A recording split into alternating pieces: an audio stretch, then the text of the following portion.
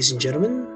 Hope you're all well. Today we're going to talk a little bit more about subjective information in history taking. Now, when it comes to history taking, we're also very concerned about the psychosocial aspect or emotional well-being of a person because it actually informs us a lot about how a person feels following an injury or an impact. So understanding what we know now in terms of pain science, we know how the sites of pain, typically in chronic pain, actually does not reflect the actual tissue damage in that specific region, but rather just the activation of the nociceptors from the noxious stimuli. And as a result, triggering the pain response. So it is, and it can be, either from the peripheral end of the circuit, or it can be from the brain, which is now, in this case, a top-down process, and an emotional and physiological experience of an event.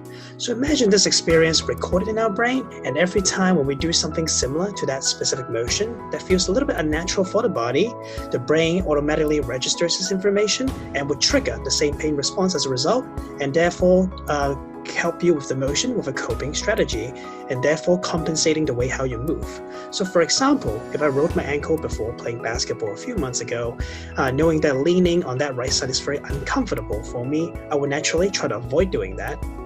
And in this case, the experience from the injury alone actually changes the way how I move, and therefore changes the way how I do the activity. And as a result, overall, it's going to impact the way how I function as well when it comes to doing the actual exercise or that specific daily activity. So it is important to really think about the cause of the problem and how we can actually make a gradual return to doing the activity by using some management strategies. So taking me as an example, when I tried to dance before, I used to spend a lot of time doing a lot of freezes and headstands. And after an injury to my neck, I was very afraid of doing that motion. And for a few years, I've been thinking about ways in which I can actually get back to doing that. And some of the questions that I ask myself are as follows. For example, what triggers that fear? How do I make it easier so I can slowly get back to doing it? What are the necessary steps I have to take when it comes to progressing from that initial stage? And now also, how would I set up the environment around me so it makes me feel safe when I'm actually doing that? And what kind of prompting do I need from myself in order for me to really understand what I need to do at that specific time when I feel worried?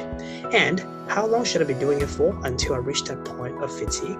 In this case, referring to the duration.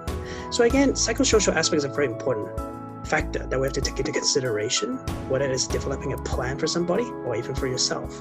So hopefully the discussion of what we discussed today is actually helpful, and see you all next time.